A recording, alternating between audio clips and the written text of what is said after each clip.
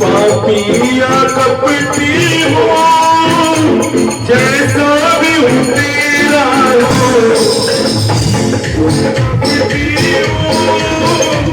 जैसा भी हूँ तेरा हूँ, हर बार छोड़ के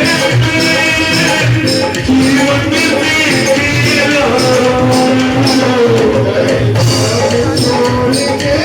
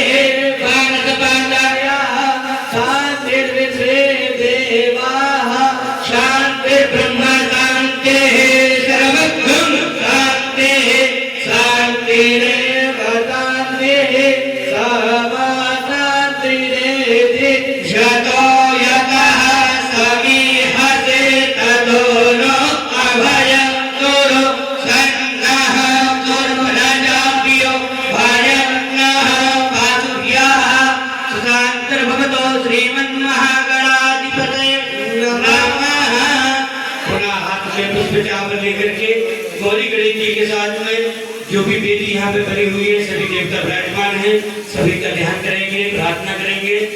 ओम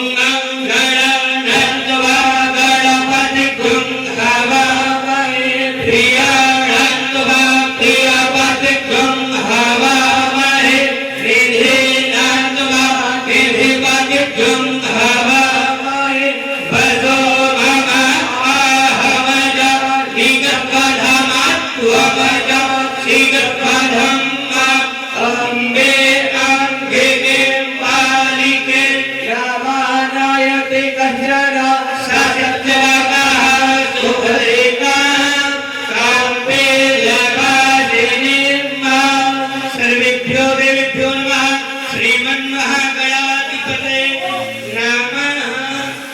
करके छोड़ देंगे।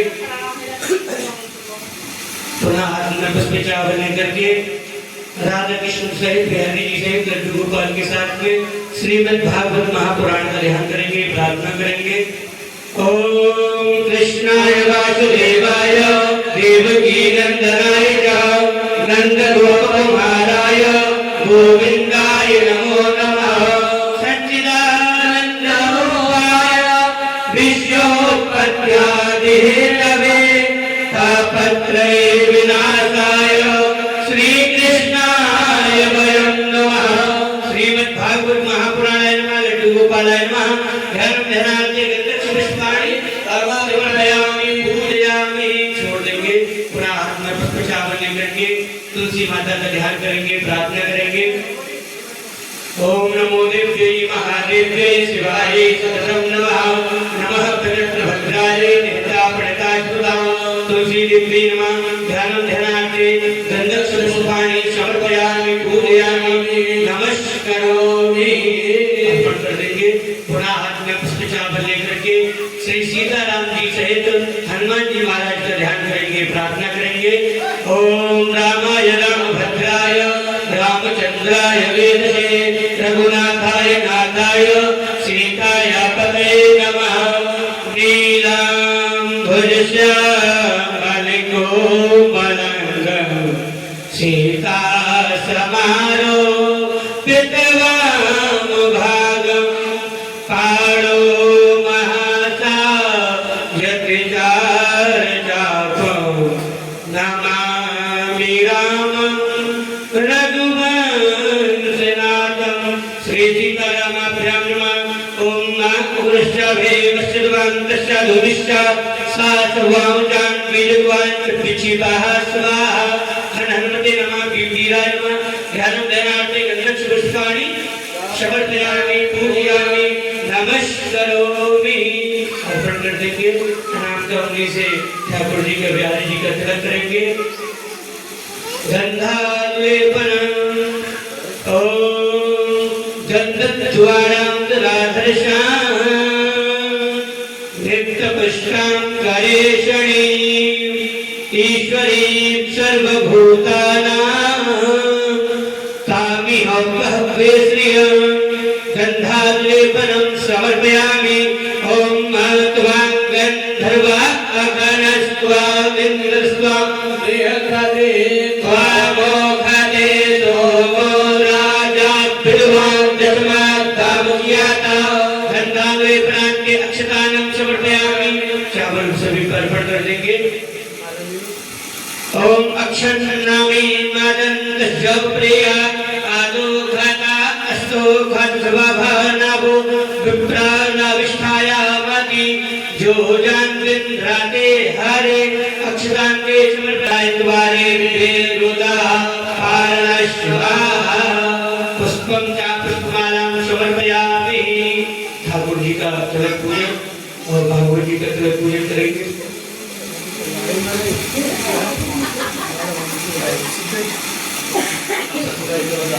ओम सहस्राची रेखा पुरुखाः सहस्राक्षाः सहस्रापात साभो मित्वं सर्वातत प्रतवा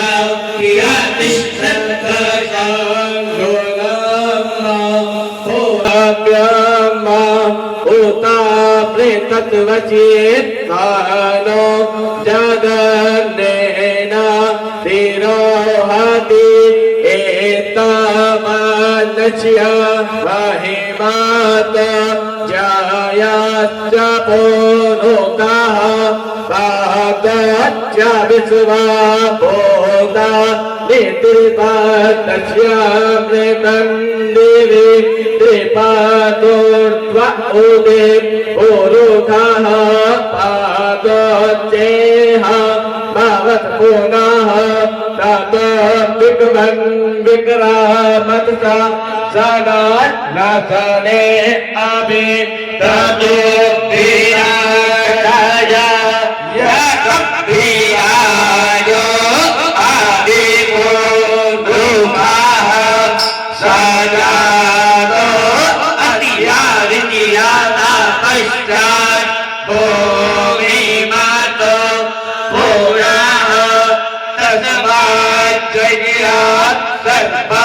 होता संभृतं परिखादयम् पाशोस्ताचक्रे वार्यमया नारण्या व्याव्याश्चारे तस्मात् यज्ञात् कर्मा होता रे चाह सामानि जगनीरे छंदा गुमसे जगनीरे तस्मात् याचुक्तस्मात् राजा ज्ञाता तस्मात् तस्वा आचार्यन्ता के चोभाया दत्ताः गावो हाजगनीरे तस्मात् तस्मात् जाता आया वायाः संगनियं बारहि किप्लोचन कोरोकं जाता अग्रताः तेना देवा आयायन तासाहिया हरिमाश्चादि जगकोरोका विराधातु कातिता पिया कल्पायन्ना मोखं के मस्या सेरिकें बाहु के मोरो पाता उचियेते ब्राह्मणो स्यामो कामा सेद्बाहु राज्यन्याः करेताः ओरो तादकिया निर्वेदियाः पद्म्यागो सोत्रो अजायता चन्द्रमा मनसो जातचक्षुः सूर्यः श्रोतात्तता लोकान् अकल्पयन् जडपुरुषेणाविका देवा जयवतन् वत वसन्तोऽस्याचेतश्च गृहीत्मायिक्मः कावेः सत्यात्यात्तन् परिदायत्रेः सप्तमिताः कृताः देवाजज्ञजन्तन् वर्णाम् अवदनान् पुरोगान् हरि ओम अभ्याः नज्य माया चंद्र देवाः हरि ओम अभ्याः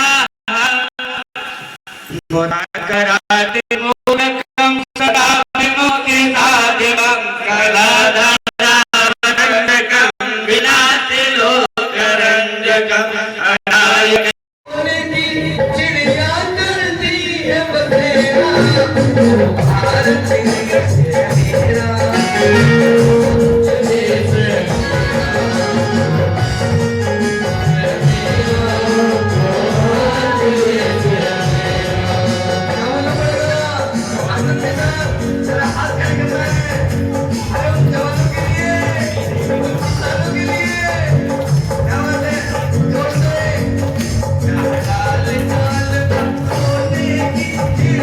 चलती है बसेरा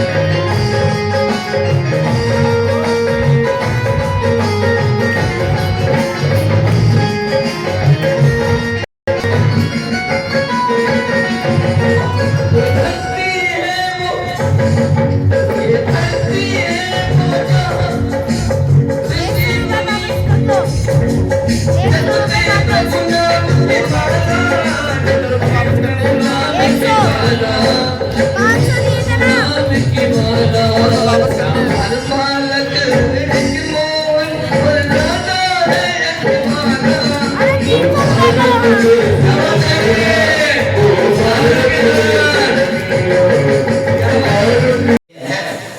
तो जब तक हम आपको नहीं बताएंगे, आप उस विषय को ग्रहण नहीं करेंगे, तब तक आप अपने बच्चे को यह नहीं बता सकते कि हमारे सनातन धर्म में क्या है। हाँ?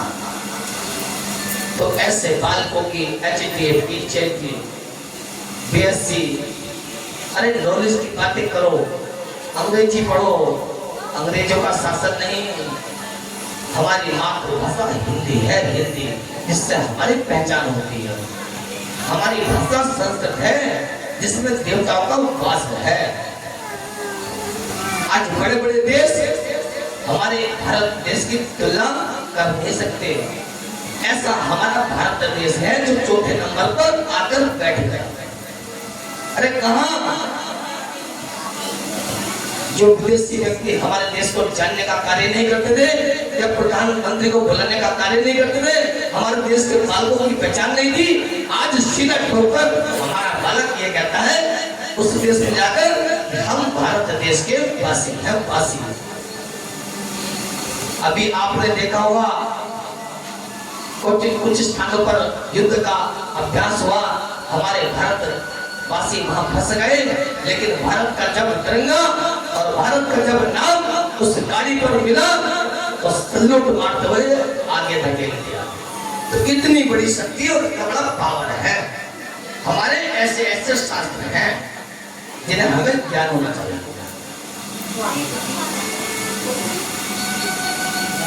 अब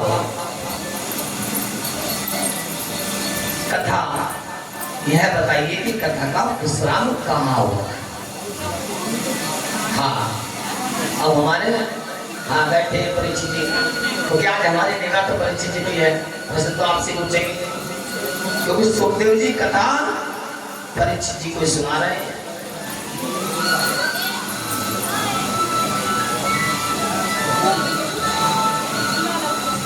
अच्छा चलो कोई बात नहीं।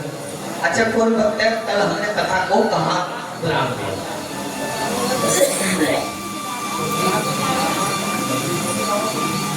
बहुत सुंदर बात है, बड़ा आनंदमय। चिंता ना करो, हम भी सारे पॉइंटों को लिखते रहेंगे। इस कथा के पूरे 7 दिन की 7वें दिवस में जितने प्रश्न हमारे इस व्यास मंच पर उत्तर सही रूप में मिलेगा, उसको हम ऐसा खजाना देकर जाने वाले हैं जो खुद स्वयं ये कहेगा कि हमें बहुत कुछ प्राप्त हो। ये हमारा आपसे वादा है। हाँ, तो कल कथा का जो विश्राम हुआ था वह भीष्म पितामह की मृत्यु का समापन है। हाँ, वहां पर हुआ। अब जब भीष्म पितामह की मृत्यु हो गई तो भीष्म पितामह की मृत्यु के बाद सारा का सारा युद्ध समाप्त हो गया। मृत्यु हो गई, युद्ध समाप्त हो गया। मेरे गोविंद अपने द्वारिकाधीश पहुंच गए, सब काम समाप्त हो गया। चलो विजय प्राप्त हो गई। द्वारिकाधीश तो पहुंचे, लेकिन द्वारिकाधीश से पहुंचने से पहले मेरे कन्हैया ने ज्योतिष का आज बड़ा हमें आनंद आ रहा है कि हमें प्रश्नों के जवाब दिया। ऐसे उत्साह वर्धक भक्तजन कथा में बैठकर कथा का आनंद ले तो हमें भी आनंद आता है। जय धीरज। सबसे पहला बात अभिमन्यु मारे जाए, ऐसी योजना है। अब गोविंद ने परीक्षित जी को समझाया कि उसी प्रकार से जैसे तुम्हारे दादाओं ने कार्य किया वैसे ही कार्य करना। तुम्हारे क्षेत्र में, तुम्हारे राज्य में जब तुम राजा बन गए उस क्षेत्र के, तो किसी प्रजा को दुख नहीं होना चाहिए। क्या नहीं होना चाहिए? दुख नहीं होना चाहिए। किसने समझाया? गोविंद ने, कन्हैया जी ने। अब बालक सारी बात सुनकर अपने घर की ओर चल देते हैं, बड़े हो जाते हैं, राज्यपाट संभालने का कार्य करते हैं। राज्य में जो भी व्यक्ति दुखी रहता है उसके सरकार के राजा साहब अपने आप किसी न किसी रूप में किसी न किसी भेष में जाकर करवा देते, किसी को दुख नहीं होने देते, क्योंकि किसने समझाया था? गोविंद ने। हाँ, अब एक दिन जब समय व्यतीत होता गया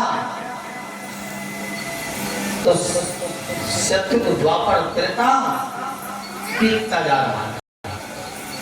अब कलयुग का आरंभ होने वाला था।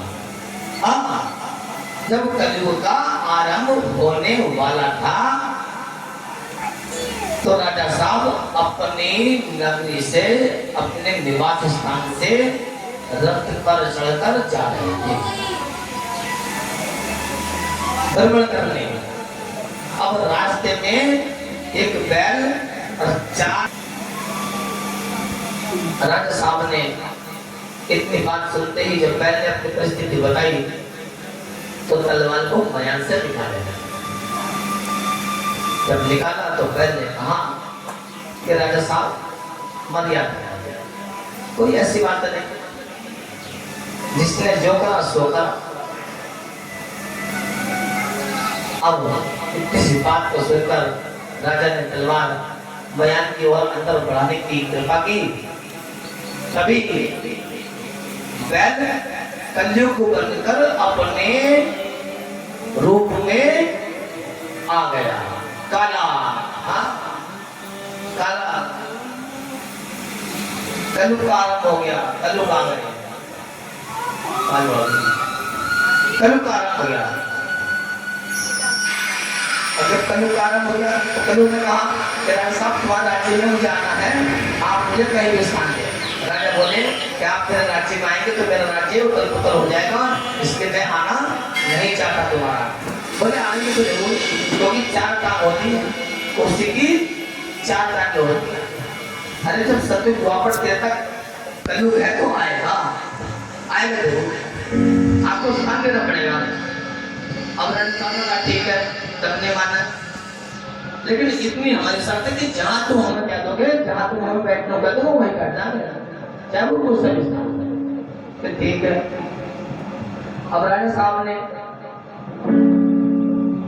सबसे पहले जो अपने लोगों का मुकुट धारण किया था, बड़ा सुंदर था, सुशोभित था, जीता हुआ मुकुट था। तो कहा कि आपका वास सोने के अंदर है। अरे क्या कोई व्यक्ति जब रात्रि में कोई सोना पहनकर कोई व्यक्ति जाए या लेकर जाए तो क्या बच सकता है? चोर के घर से बच नहीं सकता। हाँ, सोना क्योंकि कलयुग का वास है, काल की निशानी है, इसलिए सोने को कम धारण करना चाहिए, समय समय अनुसार। कलयुग का वास हो जाता है, बहुत से स्त्री तो कहते हैं लड़ाई हो जा चाहिए, नौलख का हार, हाँ नौलख का हार चाहिए। आज भी वही पता, जब 14 लोगों में बारात जा रहे ना लड़के की और बहुत आ गए, सेवल हो गए, तो दादी को बुला गए औरतें, अरे कहने दादी पता ना तेरे पास ही तो है धरोहर कि क्या वो बाबा ने जिद्द करने लगा, अब गिरा, अरे बहु भाई तो दादी कुछ गाँव में पड़ता है, कमरे में बैठकर जब कहते हैं विन्यास जब होते हैं इस तरह की पूछते हैं तो धागा बहू के और लड़के के ऊपर लगा लेते हैं, बहू को बैठा कर है, हाँ ऐसे होता है, हाँ लगा करके वो 7, 11, 21 जब पूर्णते हैं सारी औरतों के द्वारा तो क्या बन जाता है? नौलख का हार। अरे यही तो नौलख का हार है। अब बेचारी दादी ने सोचा कि भैया इससे वजह सस्ता काम ना धागे दूध बेच के नौलख का हार बन गया, ये चल के अच्छी बात है। हाँ तो ये पहले प्रथा थी, जो बुजुर्ग अपने बहुओं को गहने चढ़ाने का कार्य करते हैं और वो भी संभाल कर रखते हैं। और वह बहुएं ऐसी होती थी कि अपने बड़ों का सम्मान करने वाली होती थी। अरे जिस घर के अंदर जिस बालक ने अच्छे संस्कार को प्राप्त कर लिया, उसने अपने माता पिता का नाम भी उज्जवल कर दिया। कहा जाकर ससुराल पक्ष में जाकर कि इसे क्या है, भारतीय नारी अदब संस्कार पल्लू। राजस्थान में ना देखा, चाहे गिर जाओ पल्लू इतना ही मिला है।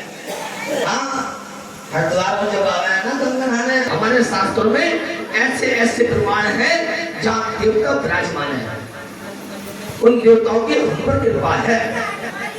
अरे सोचो, एक गाय का बच्चा कैसा होगा, गाय के जैसा है? एक मनुष्य का बालक कैसा होगा, मनुष्य के जैसा। एक पक्षी का बच्चा कैसा होगा, पक्षी के जैसा। अरे वैसे तो रूप होगा। हमारे ईश्वर कैसे हैं, हमारे नारायण कैसे हैं? अरे उनके दो कान हैं, दो आंख हैं, दो नाक, एक नाक है, हाथ है, जंगाएं हैं, शरीर है। जब रूप हमारा इंसानों वाला है, अलौकिक रूप है, तो इसे कोई छुड़ा ला नहीं सकता। हम किसकी संतान हैं? हम ईश्वर की संतान हैं, जहां से नारायण का वास हुआ। अब नारायण का वास कहां से हुआ?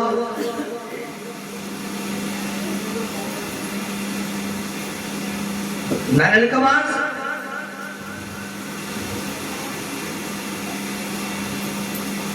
पांच तत्व। हाँ, क्योंकि हमने बताया था, नौलख कहा, ये आपने सबने सुना, बड़ी अच्छी बात है। लेकिन ये भी पता कि जब कलयुग आ जाता है ना, तो घर के अंदर उथल पुथल मचाना शुरू कर जाता है। इसलिए धर्म की ध्वजा लहराती रहनी चाहिए। अपने बालक को पूजा पाठ, अनुष्ठान, सुंदरकांड का पाठ, रामायण, ये सारी चीजें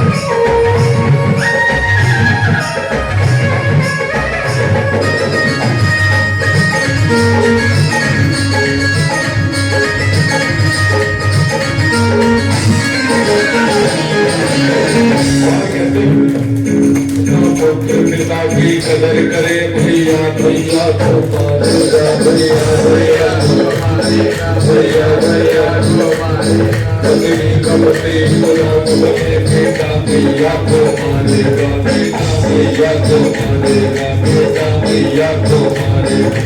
इस बोले वाले भगतों को आत्म छाने वाला है।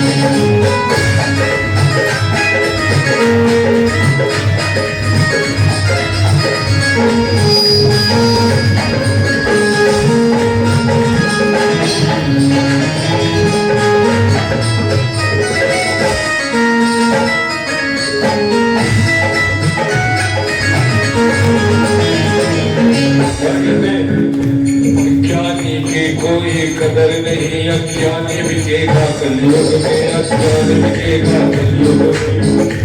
ज्ञानी की कोई कदर नहीं, अज्ञानी बिकेगा कलयुग में। कहते हैं इंसान बिका था सतयुग में, भगवान बिकेगा कलयुग में, भगवान बिकेगा कलयुग में, भगवान बिकेगा कलयुग में। ऐसा लगता है अर्जुन ये धर्म तो होने वाला बापों से बड़ा वो कलयुग आने वाला है। क्या तुम्हें पता है अर्जुन?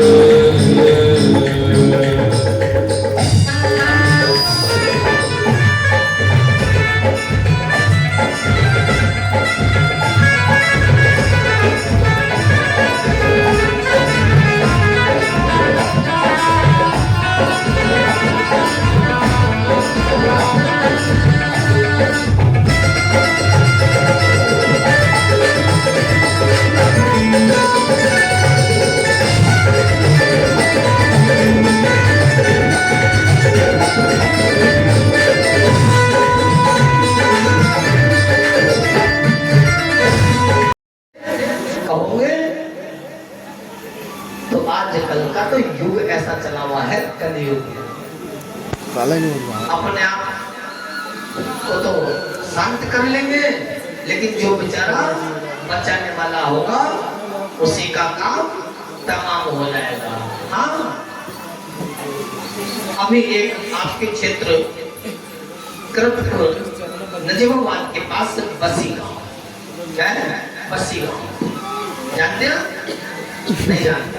बसी का नाम सुनो, सिकंदरपुर बसी। हाँ, जय राधे राधे, वही की के जय श्री राधे, रिश्तेदारी होगी कोई बात नहीं। बसी गांव, अब बेचारे पिताजी समाप्त हो गए। पिताजी की जब कंपनी का कार्य किया, 1.25 महीना नहीं बीता, पिताजी का जो बैंक बैलेंस था, जो पिताजी की जगह जमीन थी, उस पर विवाद छिड़ना शुरू हो गया। जब विवाद छिड़ना शुरू हो गया तो कहा भैया मैं ये बची, लगा मैं और मैं इतनी बात बढ़ गई कि झगड़ा पड़ोस पहुंच गया। अब बेचारे रोज की रोज आधे पीवे खावे और झगड़ा शुरू कर दिया। पड़ोसी ने सोचा भैया इनका भला पिता मारा, ये ना हमें सोए ना दूसरों को सोने दे। गर्मी का मौसम, उधर से जरा बोलिया में, इधर से बोलिया में, पड़ोसी ने साथ दिखा दिया भैया आपस में मिलजुल कर कार्य कर लो, कोई दिक्कत नहीं, समझा मान गए। अब बेचारे किसी ने फिर बीच में आकर पंच मार दी। भैया तेरे भैया वकील के पास गया था, सारी फर्ज लेके बकरे ऐसे हो पंच मारने वाले हैं, नाराज जी के झगड़ा होना चाहिए, कम से कम लाभ रख तो दे दे। हाँ, हमें भी आनंद होगा। फिर हम बोलते हैं भैया क्या बात हो गई? अरे चोर चोरी करके, चोर अगर उनमें जाके खड़ा हो जाए तो उसे कौन पहचान लगा ये चोर है। हाँ, ऐसे भी व्यक्ति जो नारद का काम करते हैं, चला गया, भटका गया बेचारे। रात को फिर युद्ध विराम तो अब युद्ध इतना भयंकर हुआ तो समझने को तैयार नहीं हुआ। अब एक पड़ोसी बेचारा फिर आगे बोले चलो आज और शांत करा दे। बेचारा आपको बालक था, पढ़ाई कर दिया था, सोचा चलो आपको पता चल जाएगा, नेकी का काम कर दिया। तो बालक जैसे निकल कर वो आया, दोस्ती के चक्कर में तुरंत दूसरा भाई निकाल कर लाया तलवार और हाथ पे,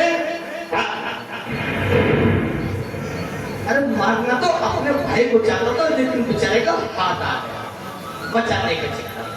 अब बेचारा एक हाथ का, झगड़ा किसका और काम किसका? तो ये कलयुग है, इंसान अपना को बच जाता है, दूसरा फंस जाता है।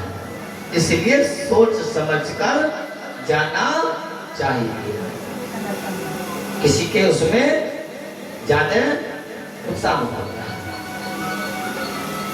अब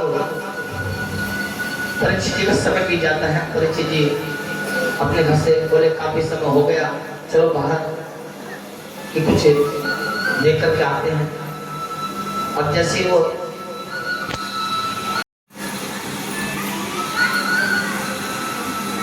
आओ सारे के सारे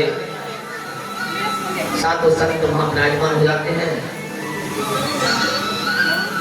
वहां पर सुखदेव जी का भी आगमन होता है।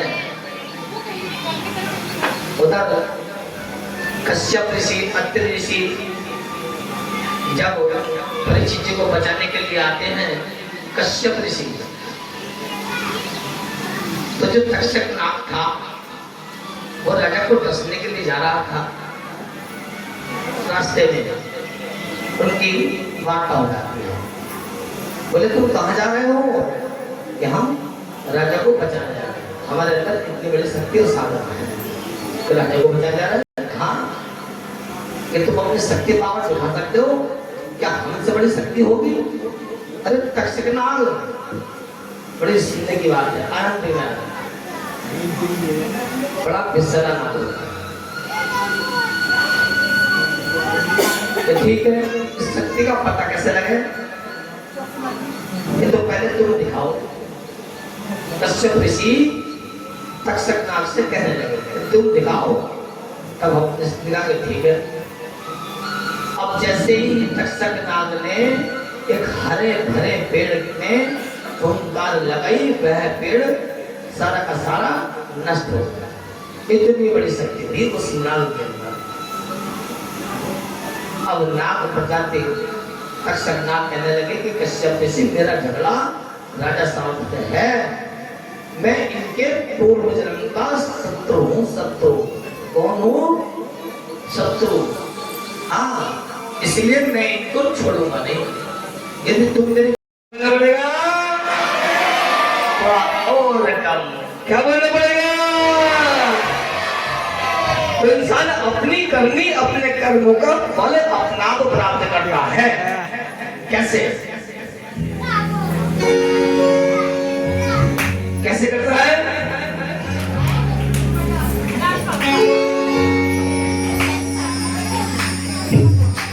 और जो बोलेगा ऐसे नहीं, अब तो सुस्ती आनंद हाथ खड़े करें। अभी हमने कहा जिसके नाव मत खड़े करी हुई, हमने कहे हाँ जिसके हैं वो मत खड़े करना, खड़े करें सभी के। हम देख रहे हैं कृपा दृष्टि प्रभु बैठी।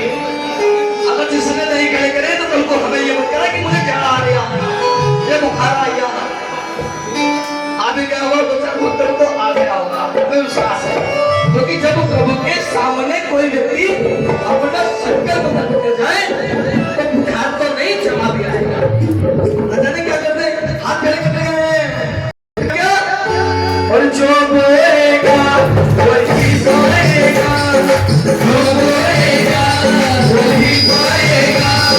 मेरा किया आगे आएगा, मेरा किया वही बोलेगा, मेरा किया आगे आएगा।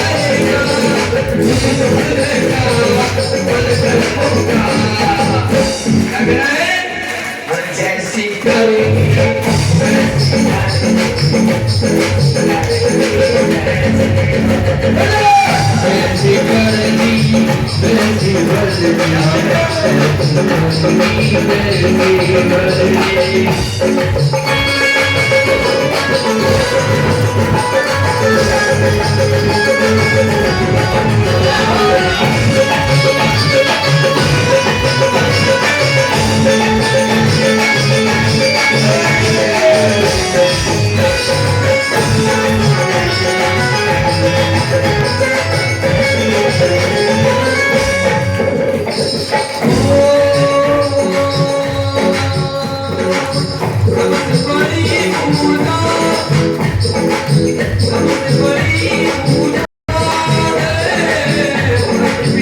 बड़ी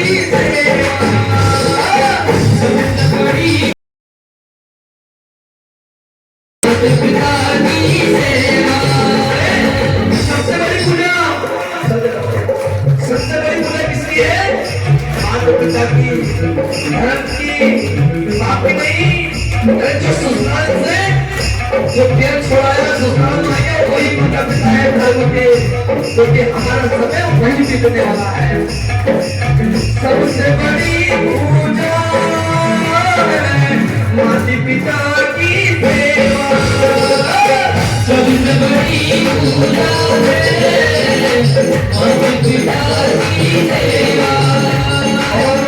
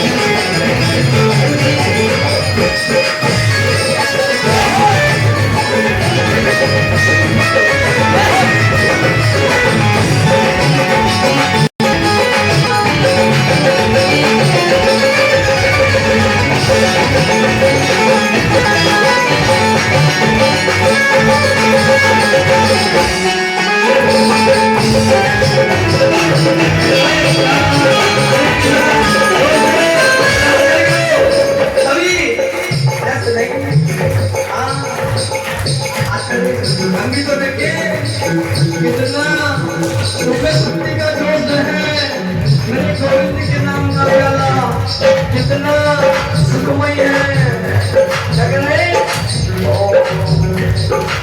सारे न पूछे मोती सारे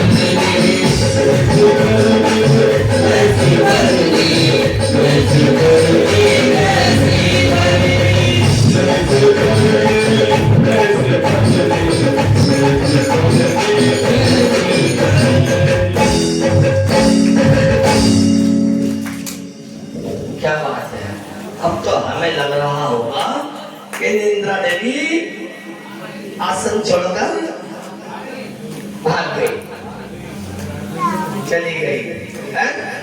अरे क्या किसी को नींद आ रही है?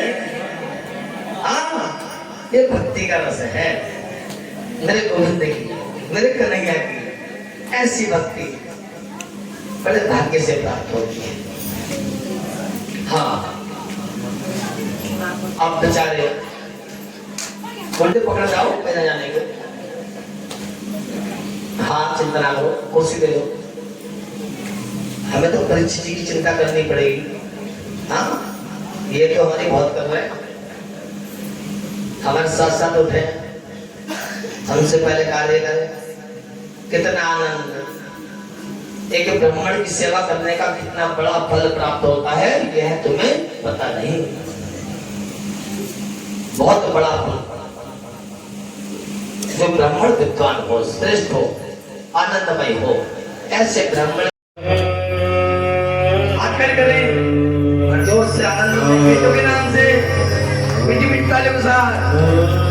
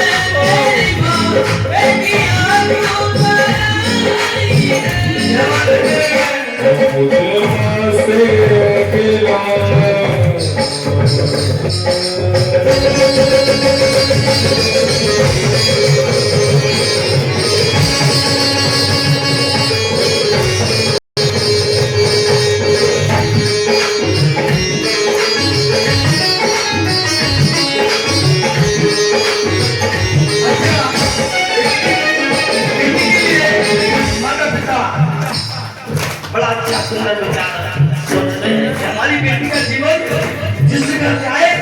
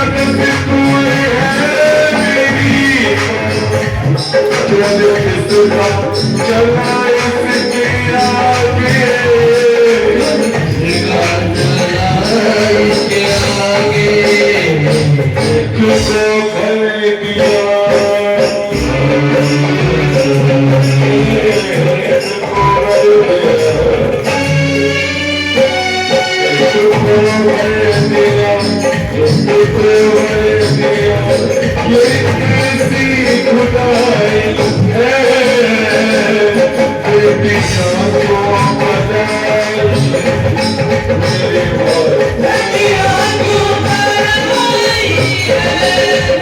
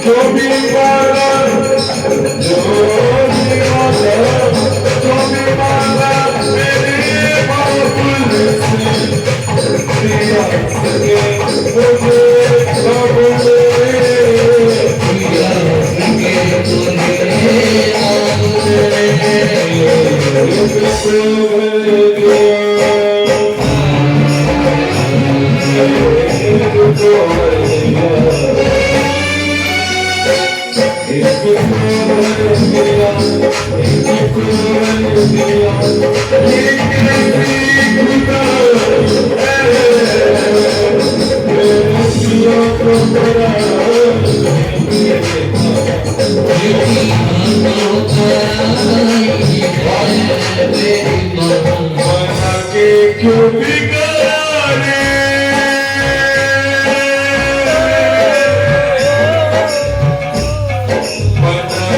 क्यों बिगाड़े बिगाड़ा ये बसीरा राधा रानी राधा रानी ओ राधा रानी बाबुल की दुआएं लेती जाऊं तुझको सोचे संसार में बाबुल की दुआएं लेती जाऊं तुझको दुखी संसार में बाबुल की दुआएं लेती जाऊं तुझको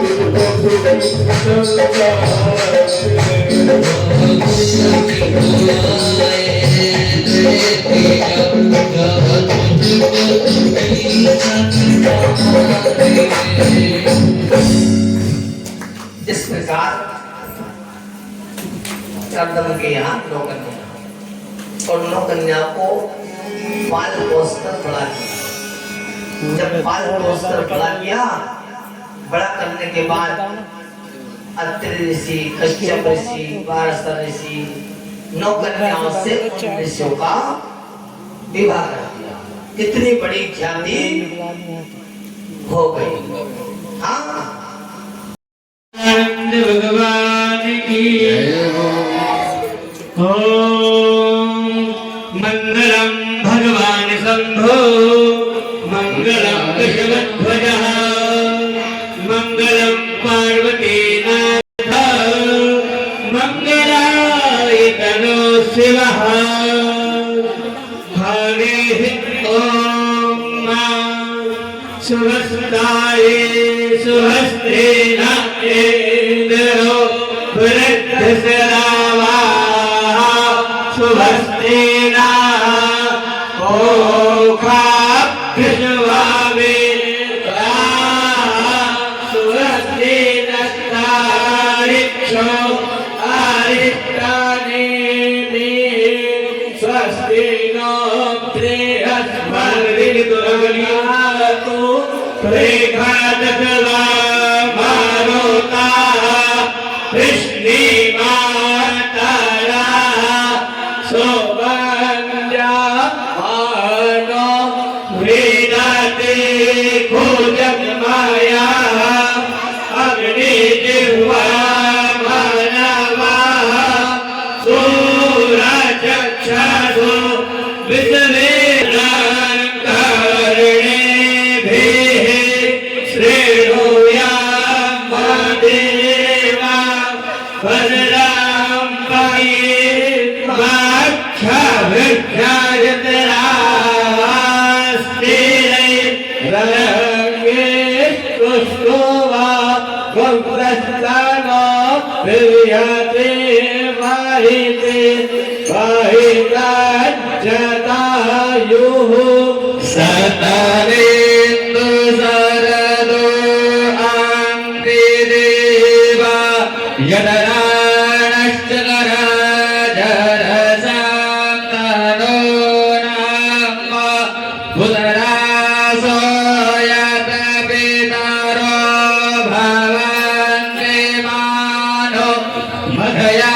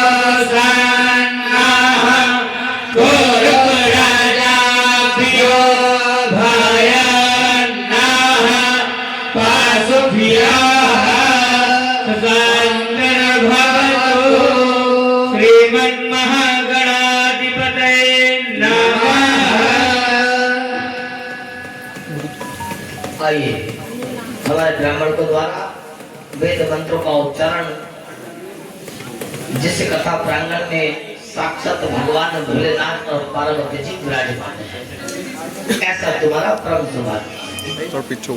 पार्वती और भोलेनाथ के द्वारा माला अर्पित। शंकर जी को थोड़ा आगे हाँ कराओ। चलो। ओम मंगलम भगवान शंभो मंगलम वृषभध्वजः मंगलम पार्वती नाथ मंगलाय तनो शिवः। शिव शंकर भगवान की जय, सच्चिदानंद भगवान की जय हो। बोले शंकर भगवान की जय, बोलो पार्वती मैया की जय। अरे ये भाग्य बड़े मुश्किल से मिलता है, बड़े सुभाव से मिलता है। जहाँ पार्वती और शंकर जी का प्रभाव है, विवाह हो गया। आइए पार्वती और शंकर जी के विवाह में आप बारात में चलने की तैयारी है। आनंद के साथ बस झूम ले। अरे बारात में अरे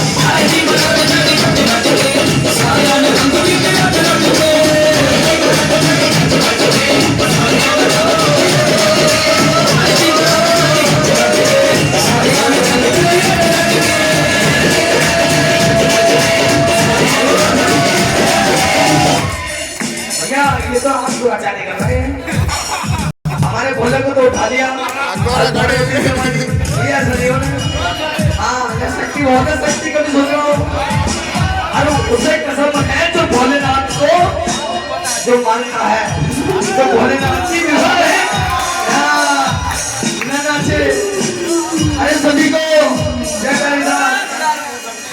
सभी जो भोलेनाथ की जो नाचेगा वो अभी जय जयकार। सारे के सारे नाचो। बोला तो कैसे मैं मनाऊं रे, बोला तो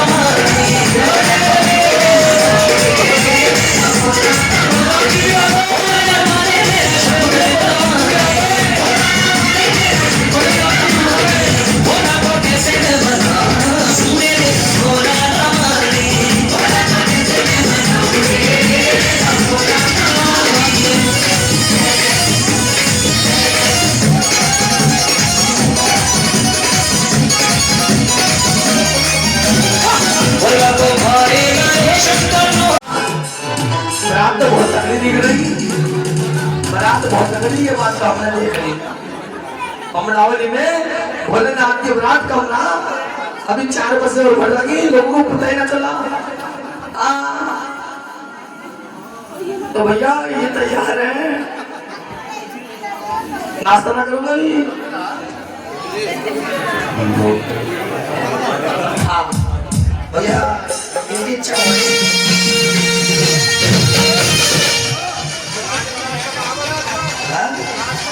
अरे नाश्ता आ गया भैया, बहुत दूर के कारीगर है, अकेला है।